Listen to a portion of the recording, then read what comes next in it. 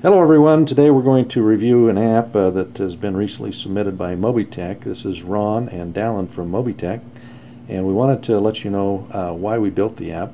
It's called Mobi iNet. It's been submitted to several of the app stores at this point in time. We're going to be demonstrating it on an iPhone, but let's first take a look at what the problem we saw was as we looked at the mobile internet. First of all, Dallin, why don't we pull up one of the regular search engines that everybody's using nowadays. Why don't we log into Yahoo?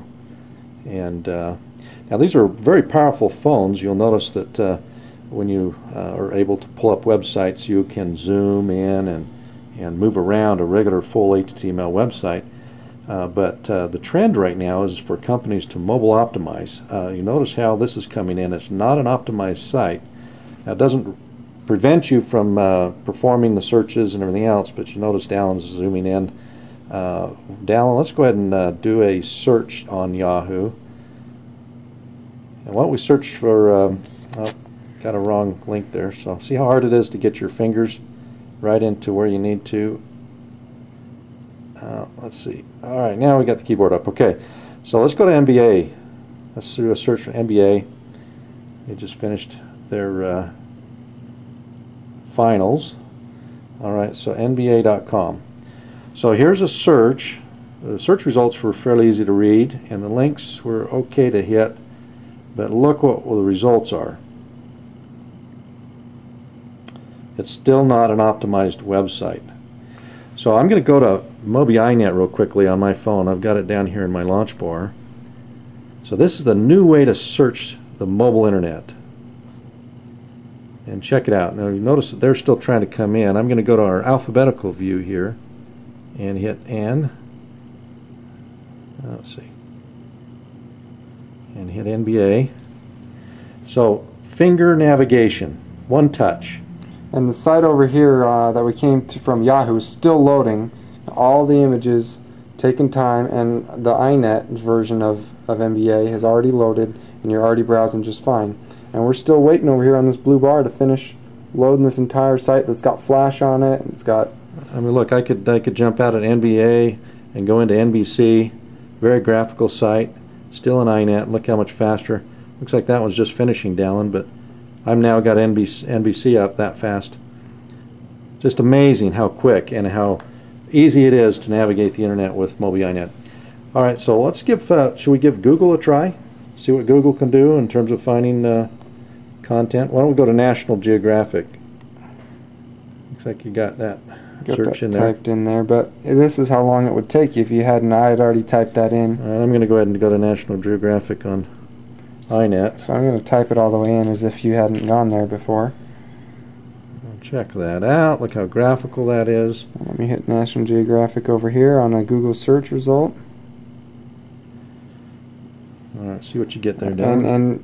And he's been there for several seconds already, 20 seconds or so, and I'm still loading a page now that's not mobile optimized. I've got to zoom in, I've got to scroll around, I can't even read those links yet. The site's still loading, trying to load graphics, and so it's not responsive all the time as I'm moving. I mean, check, I could keep going to sites like crazy. Let's go to CBS Sports. I'm still okay, I just barely finished loading.